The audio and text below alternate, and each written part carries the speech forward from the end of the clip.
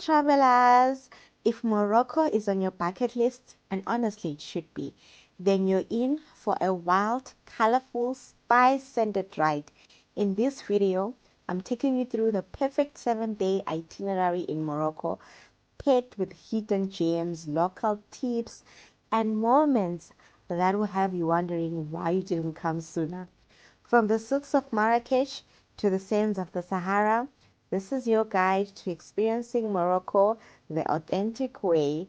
So let's get into it. Day 1. Welcome to Marrakech, the red city of controlled chaos. Touchdown in Marrakech.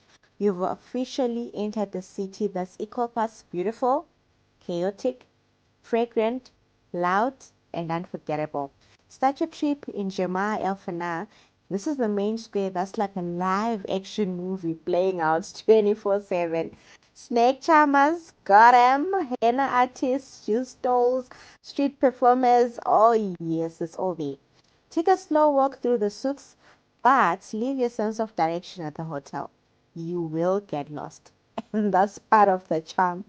Stop for mint tea, which you'll drink daily from now on, and haggle for a hand-woven rug you probably don't need but definitely want. By late afternoon, check out Bahia Palace with its stunning tiles and peaceful courtyards like a calm hug after the buzz of the Medina. Wrap up your day with a dinner at a rooftop restaurant. Try kefta with chicken pastilla and enjoy the call to prayer echoing across the rooftops. You are officially in Morocco.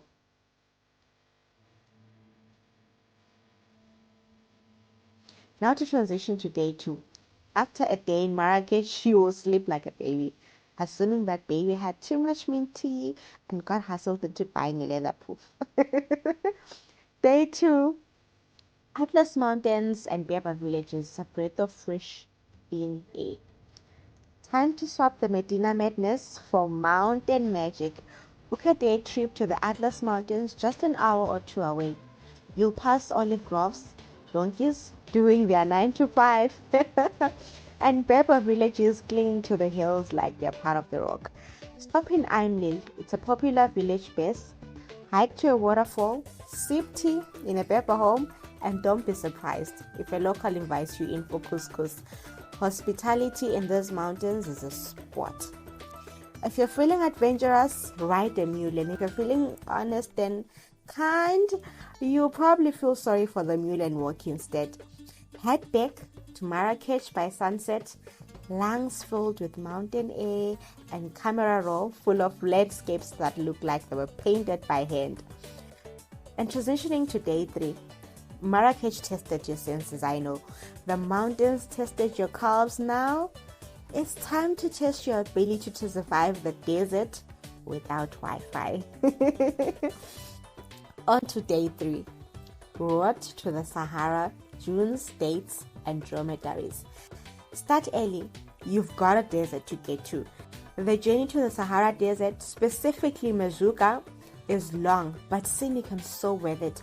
Make stops at Ait Ben Haddou, a UNESCO World Heritage Site, and the dramatic backdrop for shows like Game of Thrones.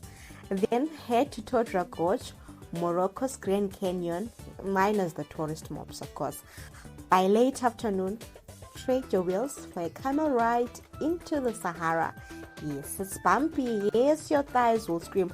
But riding into the dunes at sunset, it's pure magic. The silence, the shadows, the absolute nothingness. This is the Morocco people dream of. Arrive at your desert camp, have dinner under the stars, and listen to Berber drumming around the fire. No emails, no notifications, just sand and the stars. Transitioning to day 4. After riding a camel into the sunset and sleeping under the stars, everything else in life will feel, well, slightly overrated, you know. On to day 4. From sand to city, journey to Fez. Rise with the sun. It's desert tradition. Then hop back on that dromedary. Yes, it's a one-hump camel, and begin the journey to Fez. Today's road trip, kind of day with ever-changing scenery, dunes, oases, forests, even monkeys in the cedar forest of Azro. And if you see a Babri Makal trying to steal your snake, don't say I didn't warn you. Reach Fez by evening and settle into a riad inside the Medina. The contrast between the silence of the Sahara and the maze of Fez will hit you like a mint tea to the face. To transition to day 5. From sand dunes to street tunes, welcome to Fez, where getting lost is not a possibility, it's a lifestyle. On to day 5. Fez, history you can type, smell, and sometimes step in. Fez is Morocco's cultural and spiritual heart, and it shows. The Medina here is ancient. We're talking 9th century. And trust me, Google Maps doesn't even bother. Visit the University of Al Qarayn, the oldest still operating university in the world. Then stop at Chorara Tannery, where leather is dyed the traditional way. Tip on this, bring a scarf or a strong stomach. The smell is quite memorable.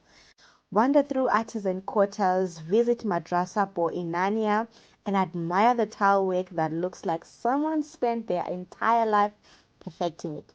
Because someone probably did. Finish the day with a fast style dinner. Think sweet and savory combos, dates and meat in the same dish, and couscous so fluffy it should have its own clouds. See what I did there? Transitioning to day 6. After Fairs fills your brain with history and your nostrils with tannery fumes, it's time to chase the cool ocean breeze. Come along. Day 6. Chefchaouen, the blue pearl of Morocco. Today, head north to Chefchaouen, the little blue town nestled in the Rif Mountains. It's about 4 hours from Fez, and every second is scenic. Why is it blue? Nobody agrees. Religion? Mosquito repellent? A town-wide love of Smurfs? We may never know. Chefchaouen is a photographer's dream. Every alley, every wall, every stairwell is dripping in shades of blue. It's peaceful, it's artsy, and totally walkable. Hike up to the Spanish mosque for sunset and panoramic views. Then spend the evening shopping for woven blankets, your hand-painted pottery, or just sipping tea at a cafe with a view. Transition to day 7. Oh baby, the last day. After living inside a postcard for a day, it's only fair we end the trip with some coastal chill and maybe seafood that didn't come from a tagine. On to day 7. Asila or Casablanca, coastal cool down. Depending on your flight plans or where you're ending the trip, you've got options.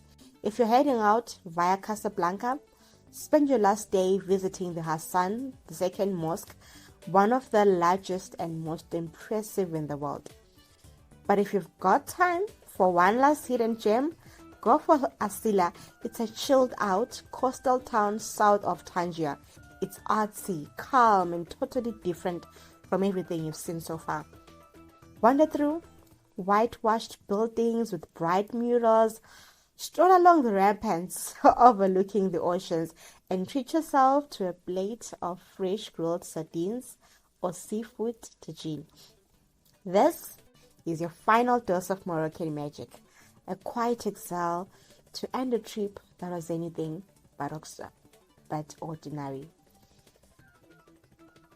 And to wrap up, from chaotic souks to quiet sands, blue cities to buzzing squares, you just lived 7 unforgettable Moroccan days and hopefully avoided stepping on any carpets you didn't want to buy, okay?